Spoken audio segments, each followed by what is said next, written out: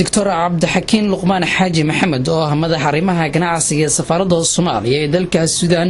ayaa kulan kula qaatay xafiiskiisa gudoomiyaha rugta ganacsiga ee dalka Suudaan Maxamed Axmed Xasan iyo ka wada hadlay sidii xiriir shaqo adag u dhaxmari lahaa labada rug ee ganacsiga Soomaaliya iyo Suudaan loo matalayn lahaa دكتور عبد الحكيم لقمان حاجي محمد ayaa sheegay in rugta ganacsiga Suudaan gudoomiyahooda uu doonayo xiriir uu la sameeyo rugta ganacsiga Soomaaliya iyo ganacsatada soo dhaafsan lahaayeen howlaha qoseeya dhanka ganacsiga labada dal sidoo arrimahaasi ka hadlayna waxa daladiisi kamid ahaa maanta waxaan soo booqanay rugta ganacsiga ee Suudaan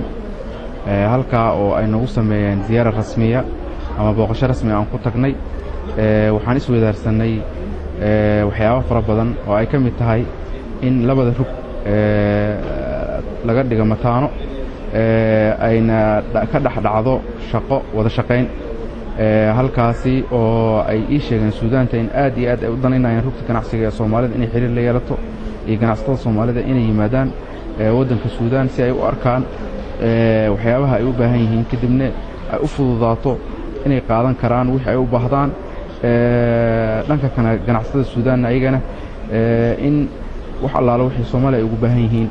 in ay ka soo qaataan gudoomiyaha rugta ganacsiga dalka Suudaan Maxamed Axmed Xasan oo isna la hadlay warbaahinta qaranka ayaa tibaaxay in Suudaan iyo Soomaaliya dhanka taariikh ahaan marka laga hadlayo xiriirkooda aanu bilaabna mar dhow ayna ku hoolan yihiin rug ahaan wixii shaqo oo qoseeya arrimaha ganacsiga wax badan la qaban doonaan ganacsatada Soomaaliyeed dhanka kale madax arrimaha ganacsiga safaarada Soomaaliya ee dalka Suudaan ayaa sidoo kale booqday bandhig warshadeed ay soo bandhigeen